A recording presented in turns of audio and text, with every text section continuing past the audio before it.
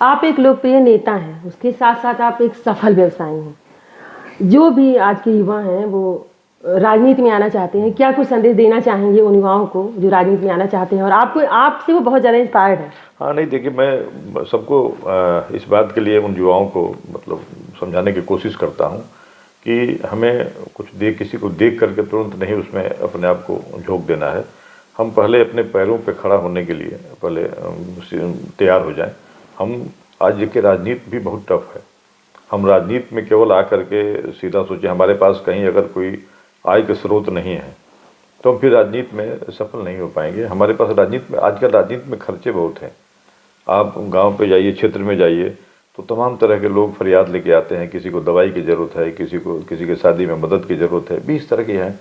तो इसलिए पहले और अपने भी दाल रोटी के लिए भाई आप केवल राजनीति से दाल रोटी तो चलनी नहीं है, या तो फिर अगर केवल राजनीति से दाल रोटी चलानी है तो फिर वो राजनीति को आप गंदा करेंगे, दूषित करेंगे, फिर आप उसमें से कमीशन लेंगे, दलाली करेंगे, तो फिर उसमें फिर आपका वो करेक्टर और राजनीति में उस तरह से स्थापित नहीं हो पाएंगे जिस तरह से होना चाहिए। इसलिए मेरा ये मानना है कि पहले अपने आप को कहीं ना कहीं स्थापित करके तब फिर राजनीति में हाथ बढ़ाना चाहिए, जिससे कि अपनी दाल रोटी की व्यवस्था दूसरे व्यवसाय से जरूर हो।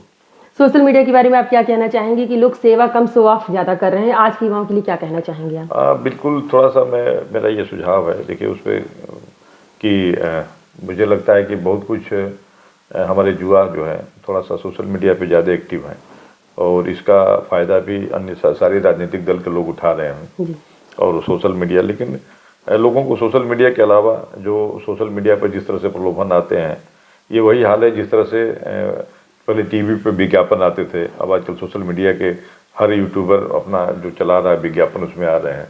तो हमको लगता है कि इसमें लोगों को थोड़ा सा देखना चाहिए और देख करके परख करके तब उस पर आगे बढ़ना चाहिए, ऐसा मेरा मानना है। मतलब व्हाट्सएप वाली पत्रकारिता पर ध्यान ना दें, जो भी नए पत्रकार है या सोशल मीडिया के माध्यम से ट्वीट कर रहे हैं या किसी के बारे में आधी अधूरी जानकारी उसके बारे में, इस पे तो मुझे लगता है कि सरकार को भी संज्ञान लेना चाहिए जी, कि संज्ञान ले करके, इसलिए कि हम लोग बड़ा इससे कभी कभी व्यथित हो जाते हैं। पता लगता है कि कभी कोई है, कभी हम जानते भी नहीं कि कहाँ का कोई है, बाद में पता लगता है कि कोई यूट्यूबर है, कुछ भी चला दिया, फिर बाद में आके कहता है किसी को पकड़ के नहीं दिया, गलती हो गई। तो जो चीज़ें हैं ना थोड़ी सी, वो इसकी गरिमा जो है धीरे धीरे अगर हम ये सब नहीं अगर इस पर कंट्रोल किया जाएगा तो धीरे धीरे पत्रकारिता की जो एक गरिमा है ना, ऐसे लोगों की वजह से खराब होती नजर आ रही है। इसलिए इन लोगों पे अंकुश लगना चाहिए। और नेताओं के बारे में क्या कहना चाहेंगे? शहीद शुभम की माँ रो रही थी, तड़प रही थी और आप नेताजी गए और चेक देते हुए और वो वीडियो इतना वायरल हो गया, क्या लगता है ये क्या चीज़, क्या दिखाना चाह रहे थे? वो बहुत ज़्यादा वायरल हुआ, इसके बारे में क्या कहना चाहेंगे? नेताओं के लिए क्या कहना चाहेंगे? देखिए, दो चीज़ें, सरकार की तरफ से जो अनुदान मिला था वो लेके गए थे देने, वो एक समय होता है, उसको बहुत वो नहीं करना चाहिए। जिसके हम लोग भी देखिए, हमारे भी क्षेत्र में एक ऐसी घटना हुई, जी जी बिल्कुल, और मैं कल गया था उस घटना में। अभी कोई आर्थिक मदद सरकार की तरफ से नहीं गई, लेकिन बहुत ही गरीब परिवार और अपने पूरे परिवार में वही अकेले लड़का जो है कमाने वाला लड़का था।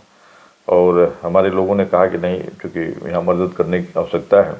मैं गया और वहाँ जा कर के उस परिवार को मैं 2 लाख रुपए की आर्थिक सहायता दिया जी, और 2 बच्चे थे, बड़े प्यारे बच्चे थे। मैंने कहा कि बच्चे अच्छे स्कूल में पढ़ रहे हैं, लेकिन अभी अब उनके पास कोई दूसरा सहारा नहीं है, क्योंकि इसलिए कि उनके पिता का साया हट गया, दूसरा कोई कमाने वाला घर में नहीं है।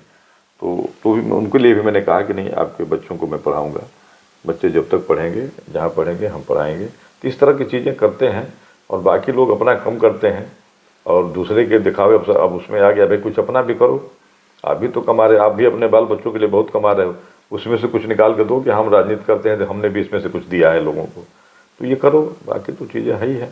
आप रजड़ा से विधायक हैं, लोकप्रिय हैं इतना, बलिया से तो आप खासा लगाव है, तो बलिया के युवाओं के लिए आप क्या कहना चाहेंगे? मैं बलिया से पत्रकार हूँ, मैं बलिया में रही हूँ, बिल्कुल बिल्कुल, तो क्या कहना चाहेंगे बलिया के युवाओं के लिए खास करके? मैं सबको इस बात के लिए प्रेरित करता हूँ कि अगर आपकी नीयत सही होगी और आपका टारगेट मैंने अगर क्वालिटी होगी और तो निश्चित रूप से आप उसको अचीव करेंगे, बशर्ते आप एकाग्र होकर के उस पर काम करें।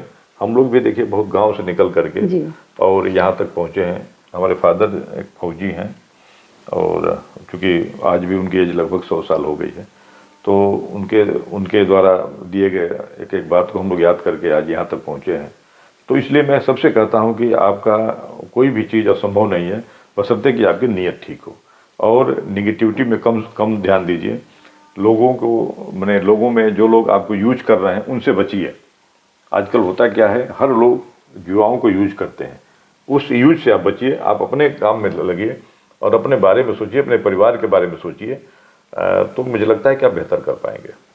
जी, हमारे साथ है उमा शंकर जी। हमने तमाम सारे मुद्दों पे बात की और बेहद ही लोकप्रिय नेता है। बलिया में अगर आप जाएंगे तो हाई स्कूल इंटर में पढ़ने वाली लड़कियां भी जानती हैं कि अगर आपकी कोई भी समस्या हो तो आप उमा शंकर जी से मिल सकते हैं। मिलते हैं और बड़ी खबरों के लिए।